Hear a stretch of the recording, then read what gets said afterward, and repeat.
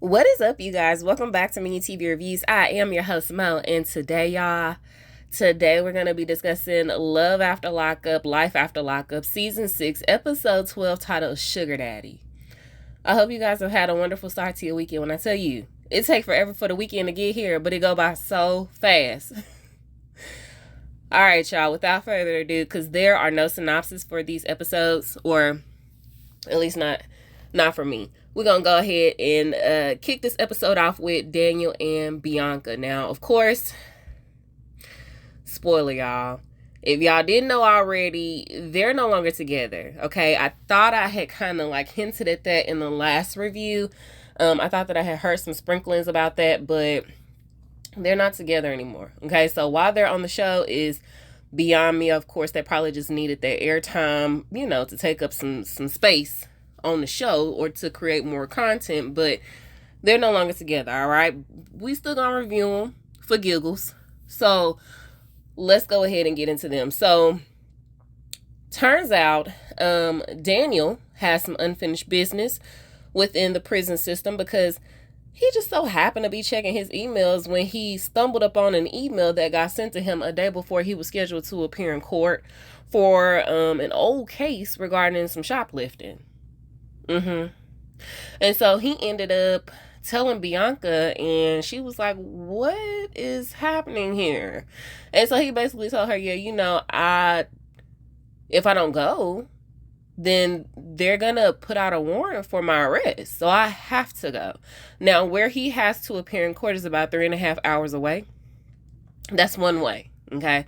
And so Bianca is talking about them just kind of like being off, being distant from each other, not really communicating like they used to, and she's not sure what it is. Okay, but he's not giving her the affection and stuff that he promised her when he got out. And I was like, girl, okay. So he's trying to tell her, hey, look, that spending that you're doing, you're going to have to calm down on that, because he's the only one working right now. He's the only one working. She has money, but eventually the way that she spends, she's not going to have it for much longer, probably the next couple years, if that. All right. And so he keeps trying to advise her, hey, girl, go ahead and get a job. She's like, okay. My man has 2 jobs. Well, he only got 1, but shout out to Rochelle from Everybody Hates Chris. So anywho. So he decided to go to this court case by himself because he don't need to hear Bianca all up in his ear, constantly complaining the whole way there and the whole way back. 7 hours of nagging. Who want to hear that? Not him. So he finna go ahead and get this done with so he can get back on with his life. Okay? Now, while he's gone, she actually ended up taking their cat. Like, I didn't know they had a cat. Their cat named Sushi to the pet store. And while she's there, her old neighbor / friend, Kate, just happens to pop up. Okay, so while they're there, of course, Bianca is venting to Kate about what's going on in her relationship. Like I said, how she feels like Daniel is distancing himself from her. And, she wants to be with him, but at this point, she's just not sure how to get through to him about what she needs from him. And so Kate was like, hey, girl, so you remember you used to write all them letters and stuff when he was in prison. Why don't you try that? And she was like, girl, if I wrote a letter today, ain't no guarantee that he ain't going to crumple that thing up and throw it in the trash. So Kate keeps making all these excuses for him, like, oh, well, maybe he's just adjusting to... Well, not excuses for him, but based off what Bianca is telling her, she's taking Bianca's side at face value, right? Like, Bianca ain't did nothing wrong. She's gonna have a biased opinion because she's the one that's telling you what he's doing to her. He ain't even had a chance to defend himself about what she doing to him. She driving him to drink. Literally, okay? So that goes both ways. Both of them are wrong, but she is definitely not helping his cause. He's trying to do better as a person, and she just like, yeah, I'm just here. I love him, and I say I love him, but me actually showing that to him on a day-to-day consistent basis, that remains to be seen. Hence why they're probably not together now. Okay, so we'll see how they crumble after a while, but that's it for now. I guess we'll get the results from what happened in court next episode, or maybe not. He's just ready to be done with her. Now, over to let's get Keith and Letitia out the way. So y'all remember in the last episode that he had to hop on a bus because he had to get back to Iowa in time to get to the halfway house within the next 24 hours because that's when he's due to check in. And so, like I said, Letitia wanted to try to take this stretch limo all the way to Iowa. I don't even remember where they were when they picked him up. Well, anyway, it don't matter. Girl, that would have been way too far. And who? Letitia. Now, I love you and Keith together, but with whose money was you going to use to put forth the funds to get y'all all the way back to Iowa in that stretch limo? Because you know that was finna be costly. I don't know. I don't think that take 87. And it was like a Cadillac stretch limo. You already know. Tisha didn't have them type of funds. So anywho, they ended up riding a bus back because that was actually the only approved mode of transportation that he was supposed to be taking anyway. So I was like, okay, did she just randomly like buy a ticket? This already had to be pre-planned, but she just putting on for the cameras, right? So anywho, he's got to get back there within the next 24 hours because he got to check into the halfway house. And of course, she's already expressing her insecurities about him going there because it's apparently a co-ed halfway house, and she ain't necessarily concerned about him. She can trust him. It's them bras that might just be walking around there that she won't be able to trust. I mean, because everybody love them some Keith. Everybody love them some Kiwi, okay? And them locks, them luscious locks. They just, all the women just gonna be throwing themselves at him because they just can't resist him. I was like, Tisha, yes, okay, Keith and his locks. He ain't bad looking, okay? But he seems to be like a changed man at this point. He seems to love you very heavily. So why don't you just go ahead and let that be? Now, I think she said that he's supposed to be in there for 3 months, if I'm not mistaken. So they get to Iowa in time, and as soon as he stepped off the bus, y'all, it was so cute. Of course, his family is there to surprise him and welcome him home, and he gets emotional. It's really cute. You know, her kids are there, and we know that big girl, she was like, what's up, Keith? And baby girl was like, Daddy!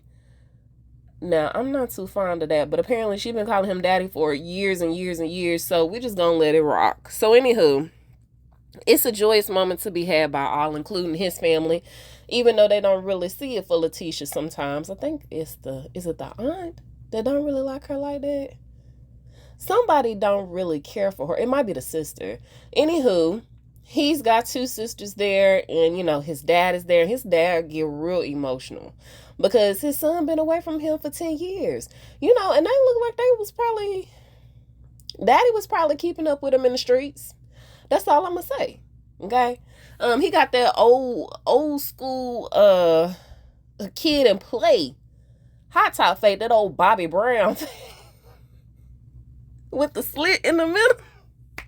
Yeah, yeah, so it's a cute moment, and they have to pack up after he says his goodbyes and go ahead and drop him off to the halfway house. All right, so that's it for him for now. Now, over to Mike and Justine. Y'all, again, why? They need to check for them cheering. That's it. They really do not have a storyline. This is heavily produced. So they end up going to the gym because, you know, Justine is trying to get her body back now that she done with having babies. She want to get back to where she's feeling good for herself. And so they end up going to the gym, throwing the boxing gloves, hit a couple of, you know, punching bags real quick. And all while that's happening, he's still trying to convince her to see things his way regarding her dream wedding. Okay, maybe we just need to go ahead and really invest in this business venture idea that I have, and then we use the funds from that to pay for the wedding. But Justine was like, look, I heard what you said, but hear me when I say I'm not gonna let another one of your business ventures come before me. Because I mean, you got the music, then you got the luxury cars, then you had the credit stuff. It's always a gimmick. Okay? When is it gonna be enough? When am I gonna finally get my turn? So I'm done with it. No more business ventures before me. And so in his confession, he's talking about she just gonna have to see it my way. If she's supposed to call herself a good partner, a good wife, this, that, and the third, then she gonna listen to her husband. And I was like, Michael, yes, you are making sense. However, the way that it's coming up out your mouth right now, I don't care for that. I don't care for it. But he's determined, that Justine is gonna see things his way. And if not, then she just gonna have to be mad, because he gonna do what he wanna do anyway. So they get to the place, or they step out the house. They finna get ready to go to this meeting to meet with Jada Barber. And I was like, wait a minute, side note, y'all. What the hell do Justine got on? She got on blue jeans with blue jean chaps or some shit like that. Y'all. Is that a thing? Now, I know that Beyonce has done some things, okay? She has set the internet ablaze with some of the fashions that were worn at the Cowboy Carter tour. But, no. That's not what this is. I did not like that at all. She should have went back in the house and changed clothes. So anyway, they get to this place and they look around, and Michael has some opinions about it. First off, the building, it looks like a public service building where you go get like immunization shots and all of that. Like where you go get your birth control. Like, yeah, it looked like one of them buildings.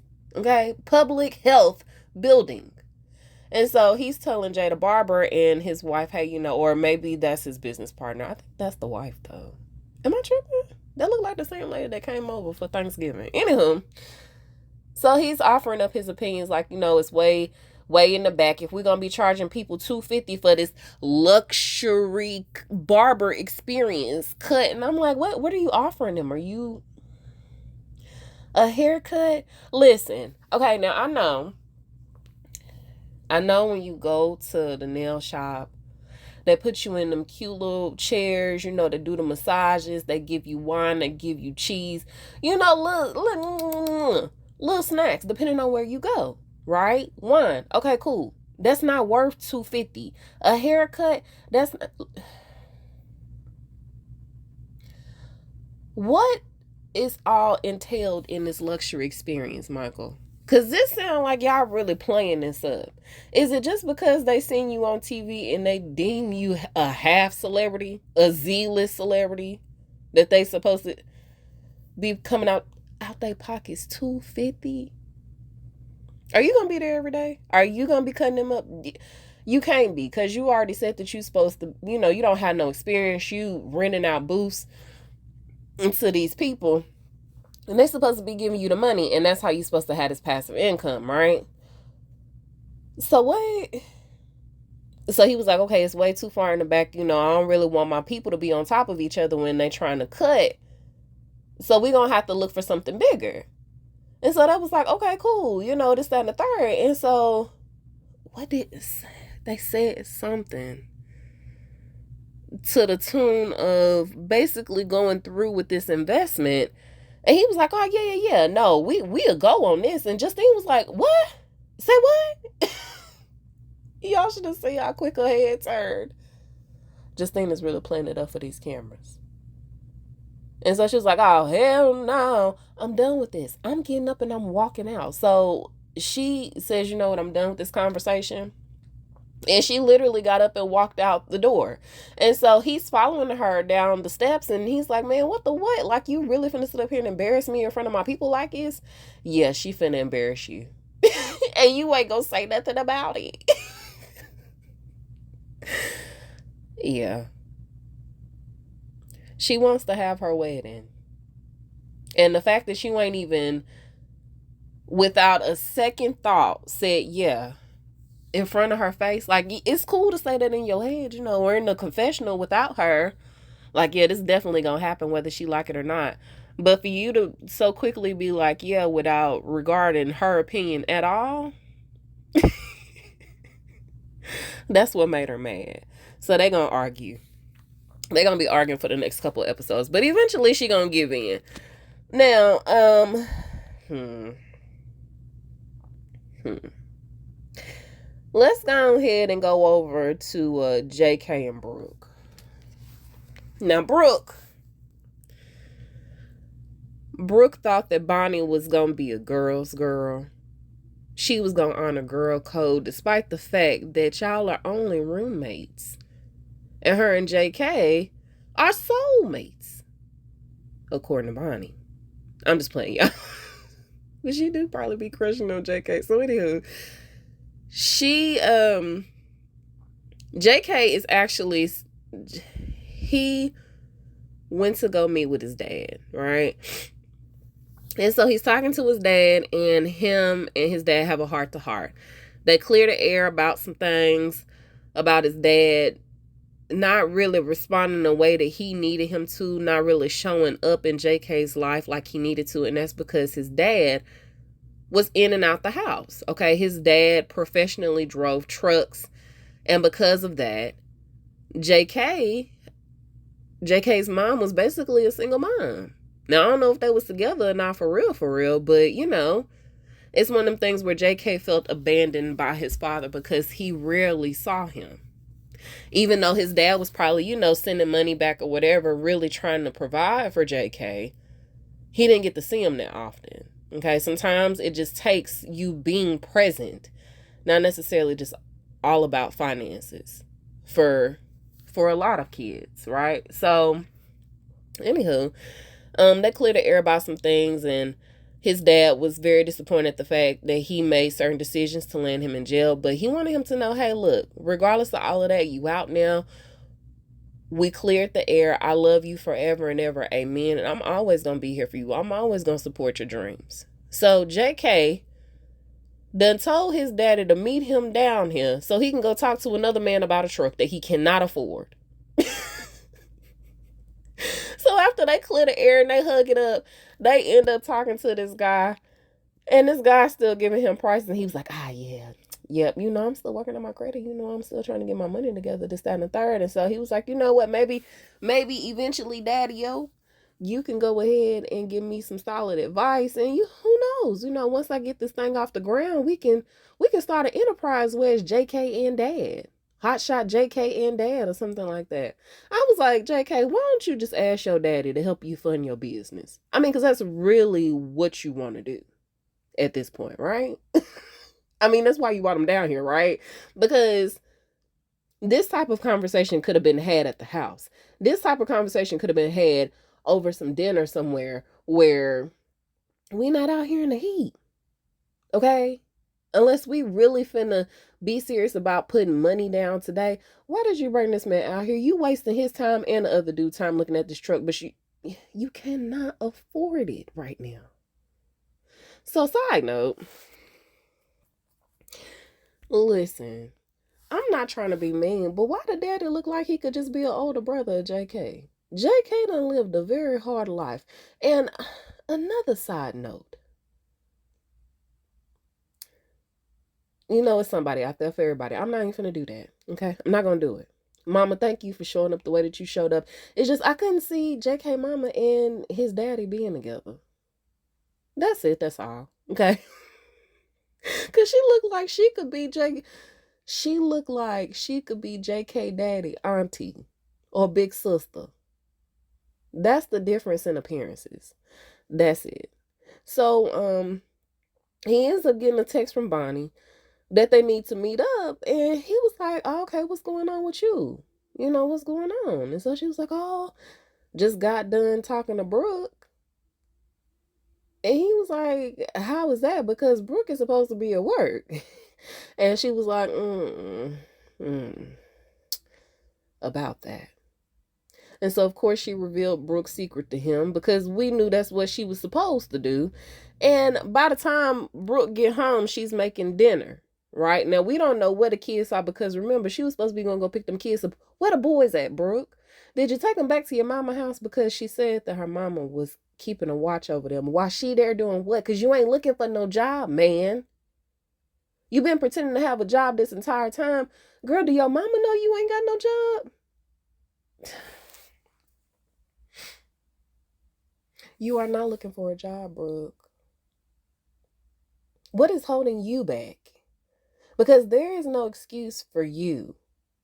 I mean, by the time you've been holding out so long about this secret that you actually could have probably found a real job by now, so it wouldn't be a secret to tell by this point.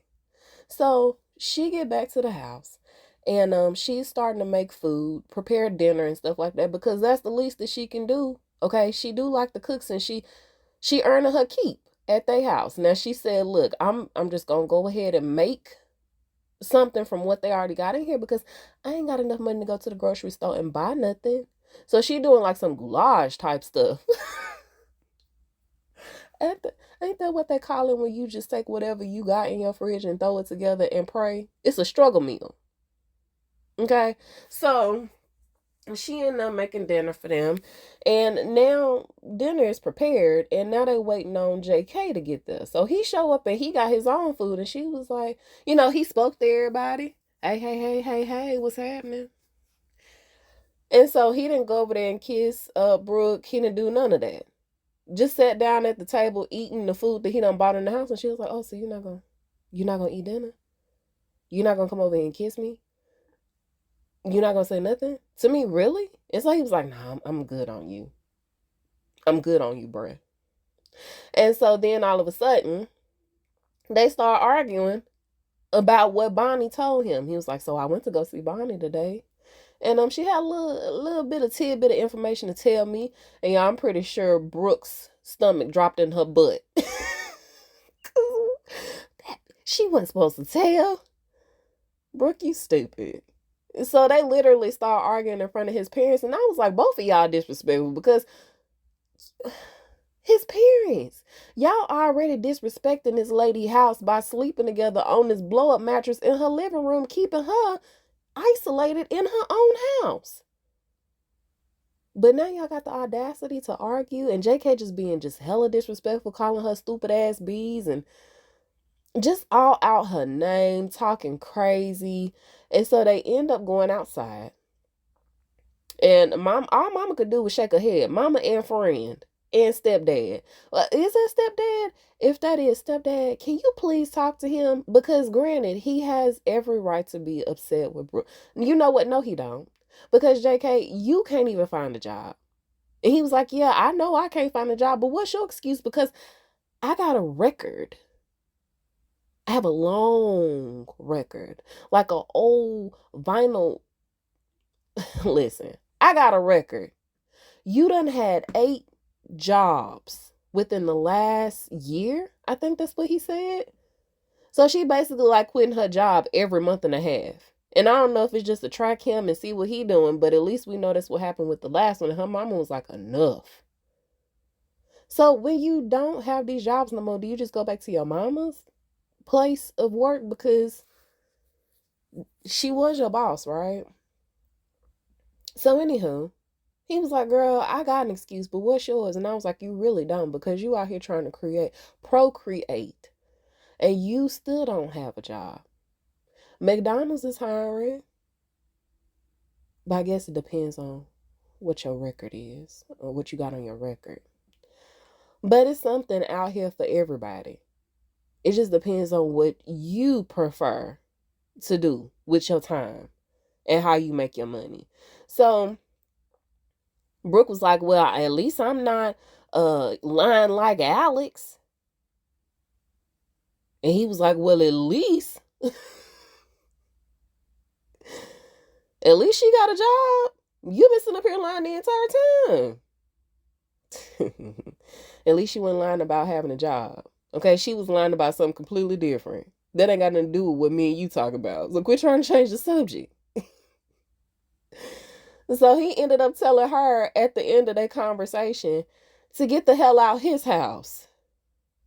And then he called her, y'all, that's his favorite phrase, stupid AB. I'm telling you, man, them little chiclets that he done replaced in his mouth, them would have been gone too. Cause you only gonna be able to call me that once. You ain't gonna get another chance. So mama ain't correcting him. Friend ain't correcting him. Stepdaddy, if he's there, ain't correcting him on his vocabulary, on his behavior, and how he talk to people. Now, granted, like I said, he may have a halfway argument for being upset. And he was like, you know what? It ain't even about the money at this point because I'm a lover regardless, but it's just the principle that you keep lying to me and I can't trust you. And in truth, she's getting upset with him because she can't trust him neither, but he was doing some shady stuff. So both of them wrong. Y'all just don't need to be together. Both of y'all toxic, and y'all definitely don't need to be bringing no babies into this equation because that's definitely not going to make things better. So that's it, y'all. Brooke was like, I'll leave when I want to. Yeah, because JK ain't paying no bills. But that mama, she don't really see it for Brooke no way, so you might as well go ahead and start packing your stuff, ma'am. Ooh, y'all. Let's go ahead and go over to Demondrick, Kiana, and Joella. Now, Demondrick went to go see them babies, and he came back 2:45 a.m. I'm just kidding, y'all. That wasn't the time, but it was definitely after midnight, okay? And so he comes back and he lets Kiana know that Joella is standing 10 toes down on her not being invited to this party. And so she's pissed off about it. But I mean, what other choice do you have at this point? You keep putting yourself in this predicament where you keep taking this man back, understanding the circumstances that he has with his baby mama and the disdain that you and her have for each other. So either you gonna be with him or you ain't. But if you're gonna be with him, accept the terms and the conditions that this lady is gonna be in his life forever. And sometimes baby mamas can determine whether or not the daddy is able to see the kids, depending on how petty they want to be. So y'all both done did some wrong, but you decided to go back to him, ma'am. So you're gonna have to live with that. And so he ends up getting upset because she's complaining about the situation, and he was like, man, both of y'all just tripping. Both of y'all tripping. It don't even matter about how y'all feel. Y'all too old, y'all too grown. Y'all at this big age where y'all still being childish and being petty. It's about the kids at this point. What the kids want. And so he starts talking about how he missed out on his kid's life for X amount of years because he was incarcerated. Okay, but thankfully, when he did get incarcerated, the kids was still pretty young. And so he feels like this is his second chance to turn things around and do things the right way and raise his kids. Okay, being in his kids' life. And so he gonna do whatever he can within his power to make sure that he is a present father. And so that's it, that's all. He was like, you know, it's about the kids. Damn y'all feelings at this point. And I was like, out of all the people whose lips that should be falling from. Not his. Not his. Because you the reason that they feel the way that they feel about each other. I'm tired of them, y'all. I'm tired of it. So, later on, we see them and he's finna ready to take, him and Kiana are finna ready to go to work. Okay? While Joella is finna get ready to go over there and practice on her cousin as far as like makeup application goes because, you know, she has went to school and got her degree, I'm assuming probably in cosmetology or anesthetist or whatever it's called. And esthetician, excuse me. Anesthetist. And so she's got her degree. She done came up with her own little makeup line and she really wants to be a positive influence in her kids' lives. And not only for her immediate family, like her children and her mother, but for her extended family as well. Aunties, cousin, uncle, she wanted to allow everybody a chance to relax. But she did say because her mom, she never knew her dad. Let me not say that. She probably did know her dad. And he just wasn't around. He wasn't present. Okay. She didn't grow up with him in the household. And because of that, her mom had to work double time to make sure that she was provided for, and so her grandma raised her. And so now she just wants to make sure that her grandma is able to kick her feet up and she's able to take care of her and show her appreciation for what she did. Okay. And so she wants to set a really good example for her kids. You gotta put in the work. Put in the work to provide for them and allow them to have a better life than what she did. It's really cute. Okay. But while she's putting on this makeup for her cousin to be a model for, her cousin is asking her, hey, so what's going on with you and Demondrick? Because last time I talked to y'all was still real hot and cold. And she was like, girl, really ain't nothing changed. Okay, Kiana's still being pissy about the situation. Demondrick's still coming over here and he's still trying to get a taste. And she was like, ooh, Kiana better not find that out. Okay, and if she did, and so what? So then we get this whole thing about Kiana saying, if Demondrick cheated on her one more time, then that was going to be that. Which one is it? She said, and then Joella was like, well, I guess he keep trying to come back because they asked her when was the last time she messed around with Demondrick. And she didn't say a specific day. She just said, just know that if I wanted it, I could get it whenever I wanted. And she was like, I don't know why he coming back. I guess he keep coming back for the faucet. Okay, girl. All right. But apparently he like everybody else faucet too. Apparently he is dehydrated. So he just running through the whole community.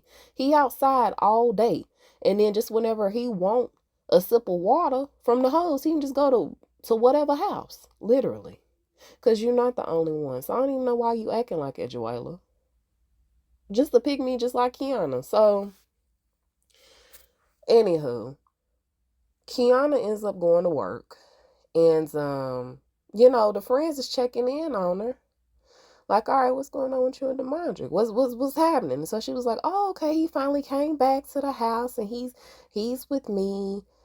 And they're asking her, well, do you really trust that? And she was like, yeah. I mean, we're just trying to work on improving our relationship. He's gonna be a provider. We gonna communicate. This and okay. All right, girl. All right, girl. Dude was like, calm down, mama. Pipe down, girl. You ain't gotta get all hype with us. We just asking you what's going on with you and your little trifling man that's out here for the whole community.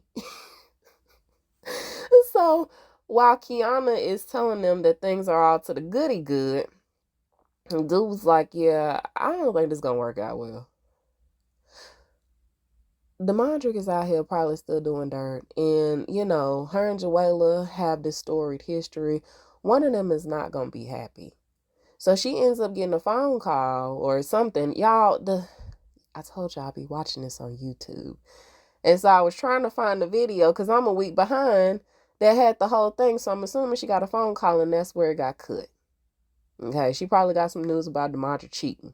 I don't know if it's about Joella or if it's about another girl. All right. Then we're going to go over to Will and Courtney. Oh, if y'all know what happened, let me know. Because I don't know if I'm going to be able to find the video or not.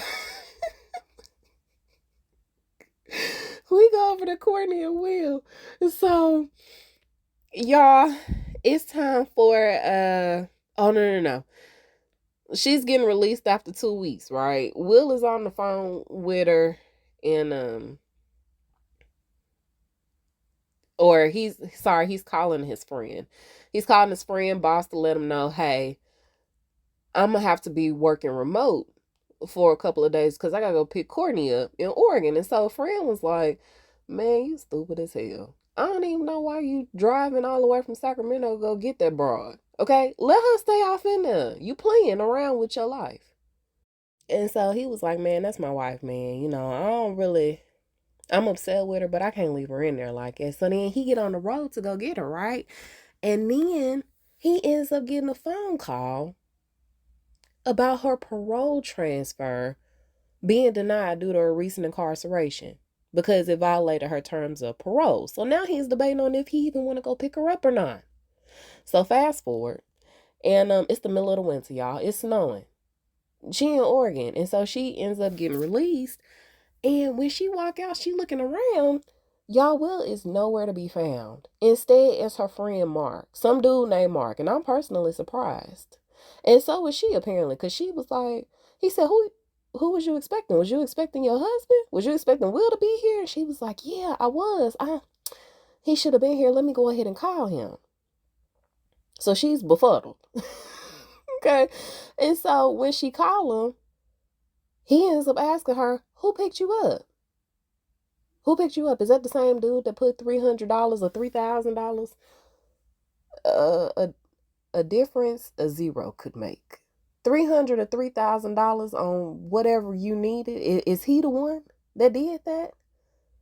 And so they start to argue about the extent of her and Mark's relationship, and Mark is, y'all, apparently he's just another one of her sugar daddies. Just like that sponsor dude that showed up the first time that she got released from prison, and they was like, who was that? Oh, that's my sponsor. For just in case purposes. Just in case Will wasn't there to pick her up. Just in case her mama wasn't there to pick her up. She had another dude waiting. Right? So she claims in her confessional that she met Mark about 5 years ago. And at this point, we know that Courtney is 25. Now, I don't know how old Mark is, but he looked like he got to be at least double her age.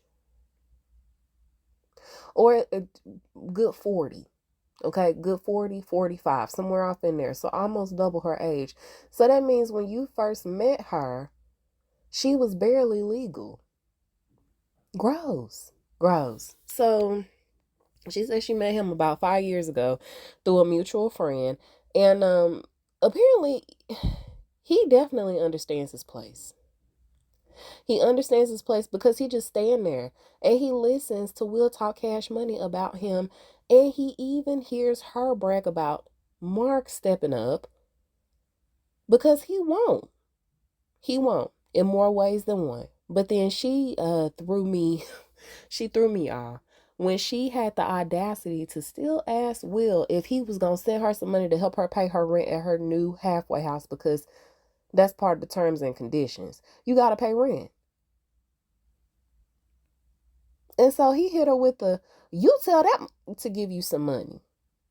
Apparently he had watched last Friday. And he hung up on her. And I'm just wondering at this point, Courtney, what type of strange things are you doing for said change? Because when they asked her, okay, have you ever slept with Mark? She was like, no, and I would never even consider. He's just a really good friend. But in the car, he's talking about, man, I'm so glad that transfer for your probation, for your parole didn't go through, because now that means we get to spend time together. And his hand is all over on her side like they holding hands. I was like, girl, y'all definitely smashed. Quit playing. And so then in her confessional, she was like, yeah, so I mean, since things have changed between me and Will, I don't know how present he gonna be at this point. He my husband. He's supposed to provide for me, but if he not gonna provide for me, and I really hate to depend on men like this, but apparently she don't want to go work nowhere. Okay, she don't want to do nothing. She said, I really hate to depend on men at this point, but I mean, I guess I'm gonna have to do what I gotta do to survive. I was like, oh, okay. Yeah. So you definitely finna start smashing Mark. Girl, get it out of here. You was already messing around with that man. Who finna... And then Mark was like, man, Will is a fool, because he sounds like he wasn't even happy at the fact that you got released from prison. When you called me and was like, hey, can you come pick me up? I was like, yay. What? You just waiting on her. You just waiting on her phone call. You that thirsty? And so he was like, girl, let Big Daddy take care of it. And so that's that, y'all. It's gonna be a mess. Do y'all think Will is gonna be done with her for good? I bet you he gonna come try creeping around there again. But that's it, y'all. Y'all let me know what y'all thought about it, okay? You can reach me at Me and You TV Reviews on Facebook and on Instagram. You can also reach me at My TV Reviews Podcast without the S on the end at gmail.com. I love y'all, okay? You guys stay safe out there. Have a wonderful rest of your weekend. And until we meet over the airwaves again, I am Mo, and I'll talk to you guys soon. Bye.